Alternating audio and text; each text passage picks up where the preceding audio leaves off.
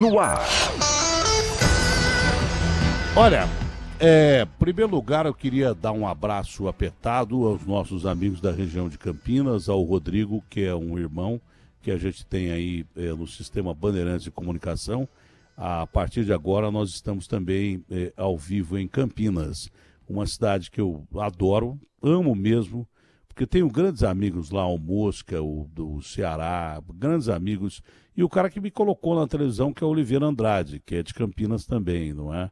Então, o Luciano do Vale era de Campinas, então eu tenho uma ligação muito forte com Campinas. Eu cansei de fazer jogos nos dois estados de Campinas, no estado do Guarani e no estado da Ponte Preta. Eu adorava ir para Campinas, encontrar os amigos. Durante muito tempo eu trabalhei na Globo do interior, que era dividida com o dono sendo de Campinas e a retransmissora da retransmissora, né? Porque era uma emissora da Globo, mas eram duas emissoras do mesmo grupo. O grupo era IPTV, sediado em Campinas. Então ia muito a Campinas fazer jogos de futsal, fazer corrida e tal.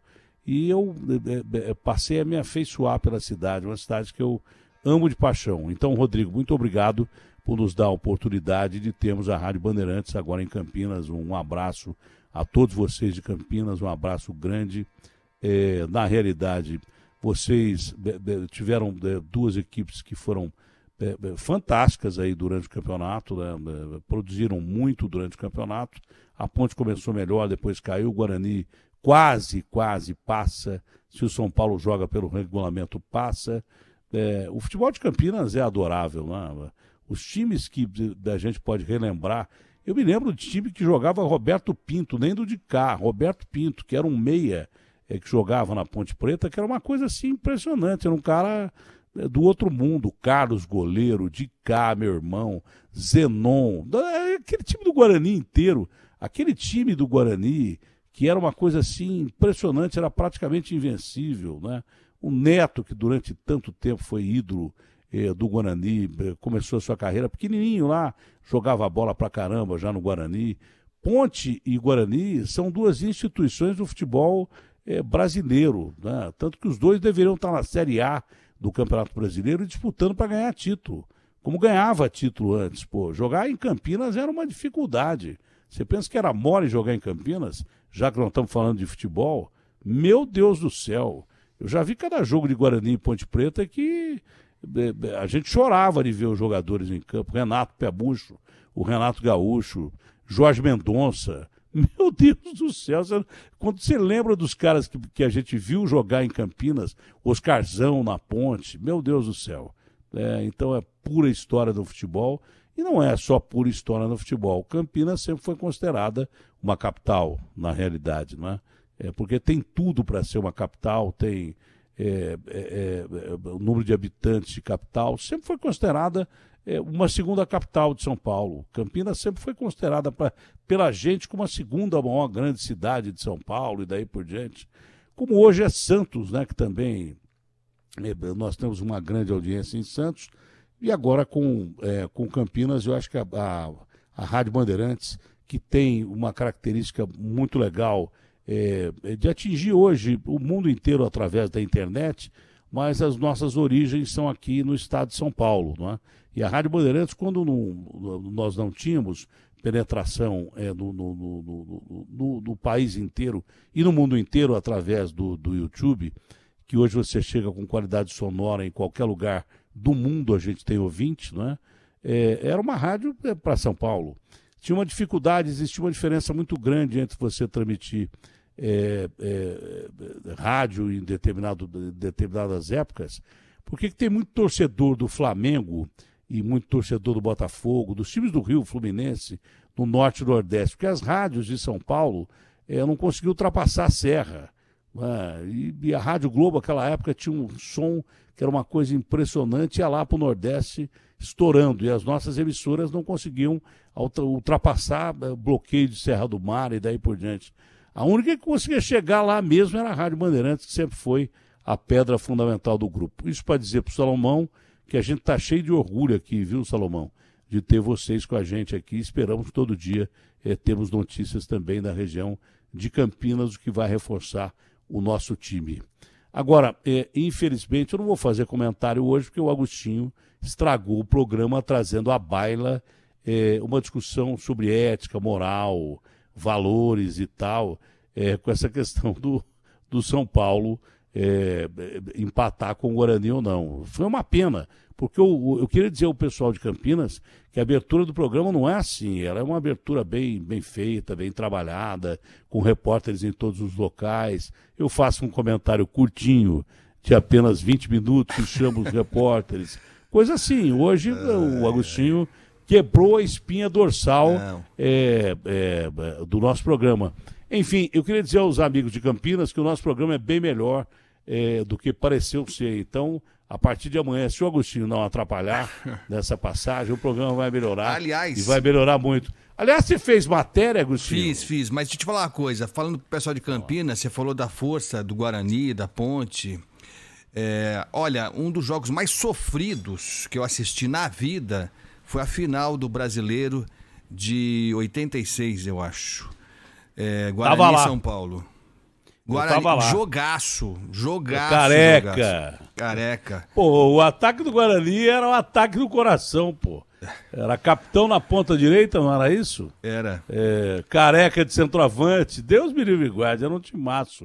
O Guarani tinha um time que você olhava pra campo, era uma barbaridade. Foi um jogaço, uma final. Nossa, eu quase morri. 3-3. Fomos pros pênaltis, meu Deus do céu. Mas era um timaço do Guarani. Timaço. Tanta gente boa que saiu do... São Paulo tinha time bom também. Campinas. Tinha, mas foi uma disputa feroz. Mas só para reconhecer a força do futebol de Campinas. Não, a força não só do futebol de Campinas. Campinas inteira é uma grande cidade em todos os setores e no basquete uma honra também, mesmo. Não é? Basquete, em qualquer coisa. Mas é uma honra mesmo a gente estar falando para a região de Campinas de coração. É com prazer que a gente fala para a região de Campinas. Eu ia fazer um comentário, eu preparei meu comentário, mas o Agostinho jogou fora o meu comentário, rasgou e jogou na lata do lixo o meu comentário.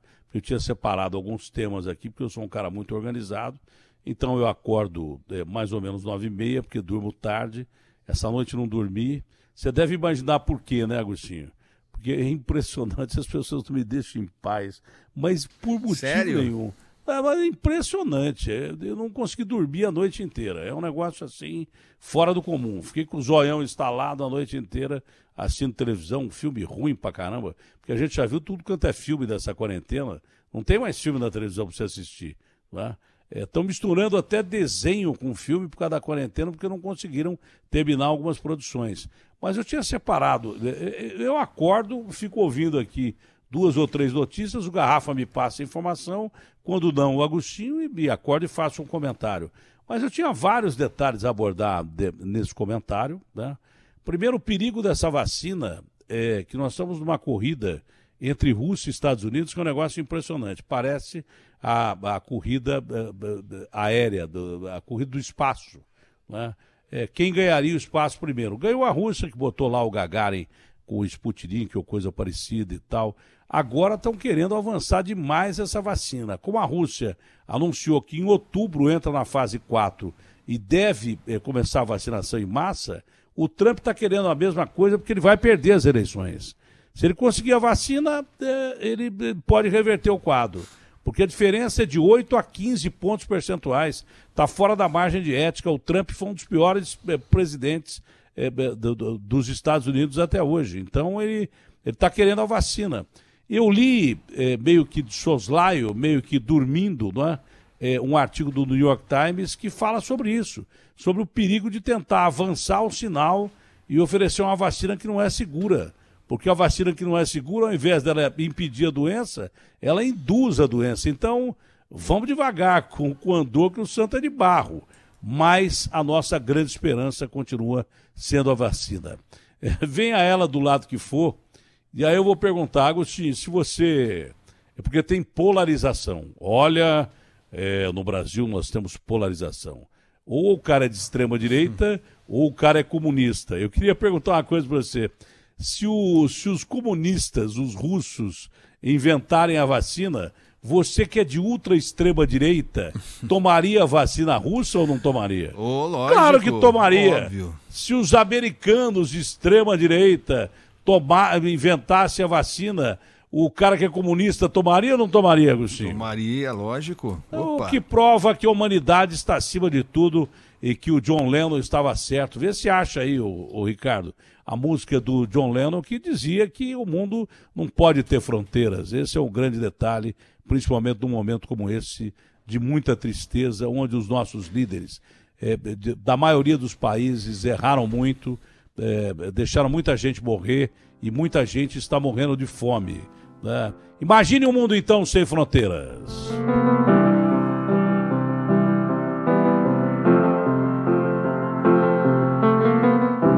Imagine there's no heaven.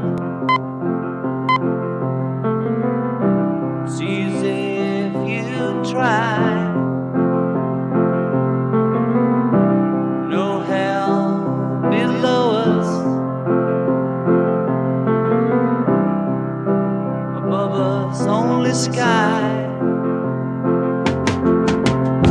Imagine all the people living for today. É a nossa esperança, né? Que esse vírus que está desunindo, esse vírus que está impedindo o abraço, o beijo no ente querido, né? O vírus que não deixa nem você ver a pessoa que morre da sua família, né?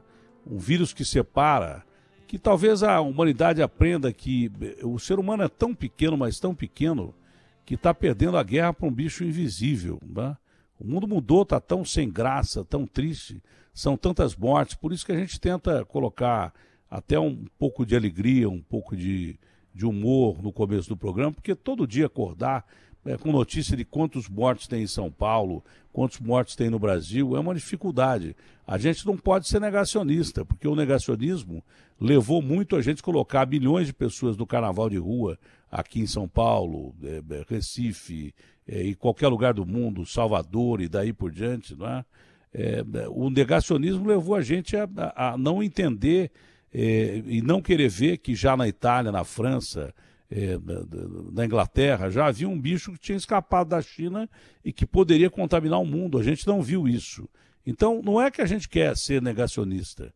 A gente fez tudo errado, não fez controle de fronteira quando deveria fazer, prendeu gente já contaminada, quebrou todo mundo, a economia quebrou, nós erramos na economia, nós temos quase 20 milhões de desempregados, falam em 15, é mentira, porque tem muito mais do que 15 milhões de desempregados e temos gente morrendo adoidado. A gente só perde para os Estados Unidos, mas estamos chegando perto de um país que tem 110 milhões de habitantes a mais que a gente. Estamos chegando perto dos Estados Unidos. Mais que a metade do número de mortes, mais que a metade do número de casos em relação aos Estados Unidos. Então a gente tenta, pelo menos, fazer do mundo um pouco menos difícil, mas está impossível isso quase. Agora, o que eu tinha falado é sobre gasolina. Os caras vai entrar em vigor hoje a nova gasolina, né? Parece que vai entrar, parece que vai ser colocada aí nas bombas a nova gasolina, que é uma gasolina que dizem que tem uma octanagem maravilhosa, ela vai ser padronizada e todo mundo vai ter que usar esse combustível, só que isso implica, adivinha no que, Agostinho?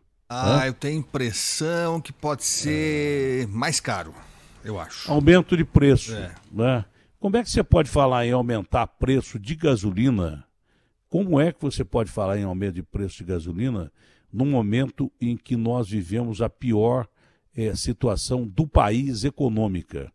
Né? O ano passado foi o caos, o Brasil nunca tinha passado por uma crise econômica como passou, né? Agora, esse ano, então, é a crise econômica do ano passado, da qual a gente se recuperava com a crise mundial e nossa, que nós estamos passando agora. Mas você vai oferecer o melhor produto à população. Nada mais justo do que oferecer o melhor produto à população. Mas só o fato de pelo menos fiscalizarem a gasolina, e a semana passada a gente mostrou vários postos que adulteram gasolina, que lavam dinheiro para o crime organizado, com gasolina que arrebenta o seu carro, gasolina, álcool, qualquer coisa, diesel. Os nossos irmãos caminhoneiros podem falar isso, os motoristas de táxi e aplicativo podem falar isso. O cara põe gasolina no carro, arrebenta com o motor do carro, põe gasolina no caminhão, arrebenta com o motor do caminhão. Motor de caminhão não sei nem quanto é que fica para retificar um motor de caminhão. Se for do cara, não for de uma empresa grande, ele quebra e nunca mais vai trabalhar de caminhão. O motorista de táxi tem que pagar 25 mil para retificar um motor de carro estragado por causa de gasolina, que é uma porcaria. Moto, a mesma coisa. A Jo, a menina que trabalha aqui comigo, a moto dela estourou, foram ver a gasolina adulterada. Entendeu? Não precisava ter a super gasolina, não vão correr Fórmula 1, nós não vamos disputar com o Hamilton.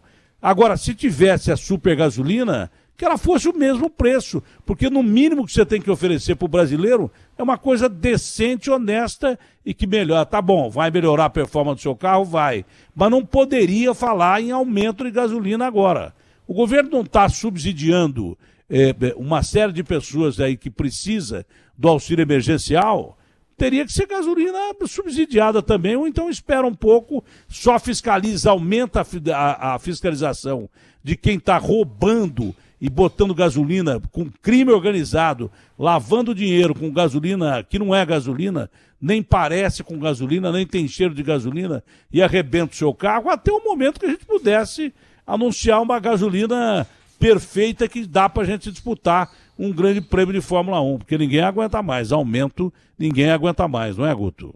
É exatamente isso, assim, não me convence essa história de que não, essa é mais difícil de adulterar. Olha, se adulterarem, a polícia tem que ir atrás, a prefeitura tem que ir atrás, enfim, os órgãos de defesa do consumidor, não é isso? Eu não posso ser obrigado a pagar mais caro sob o argumento de que com isso eles vão conseguir evitar que os bandidos adulterem. Isso é a autoridade que tem que cuidar disso. Não muda nada. Não muda nada nesse aspecto. Tanto faz você oferecer uma gasolina de octanagem maravilhosa que dá para o Hamilton ganhar a corrida, que ele não precisa nem de gasolina, que ele ganha com 3 rodas só, porque os caras vão continuar adulterando a gasolina nova também. E aí, claro que vão. É o que você falou, Datena. Quer criar uma super gasolina? Alguém teve essa ideia brilhante, descobriu uma fórmula mágica. Então, pelo menos, faça o seguinte: tem a super gasolina que é mais cara, mas eu que não quero comprar a super gasolina e que não posso, eu continuo comprando a gasolina comum. Mais barata. Pronto, que dá para colocar. Cria uma outra categoria, mas deixa Só que outra. Eu vou te perguntar uma coisa simples, né? Que diferença tem? Você preferia uma gasolina comum que não fosse adulterada ou uma que vai custar milhões, que pode ser maravilhosa, mas que pode ser falsificada? Exatamente. E que eu vou ter que tirar mais dinheiro do meu bolso, que já está tão vazio. E como é que você vai saber que a super gasolina está dentro do seu carro? Exatamente. Tem que fiscalizar postos que estão roubando, alguns adulterando o preço, com gasolina adulterada, quer dizer, você paga mais por uma gasolina ruim, e tem postos que estão lavando dinheiro para o crime organizado, não é de hoje. Verdade. É verdade. Você sabe quem adulterava a gasolina dos postos aí para o PCC? Tem muita gente conhecida que foi eleita, que adulterava inclusive. É isso aí, é isso aí. Bom, o Garrafa, antes de um dos caras que está se tornando uma figura importante na política nacional, é importante mesmo, está todo dia lá do lado do presidente Maia e deve ser, não sei se vai ser, vou até perguntar, é um forte concorrente aí à cadeira do Maia na Câmara Municipal, que hoje, indubitavelmente, o Maia, para mim, é o político que tem o maior poder de articulação e o maior poder nas mãos depois do presidente da República. Virou uma espécie de primeiro-ministro, né? Porque o Alcolumbre passou por problemas de doença e daí por diante. O Maia assumiu uma posição hoje invejável. Aliás, não é de hoje, desde o governo Temer, que ele vem dando as cartas lá no Congresso.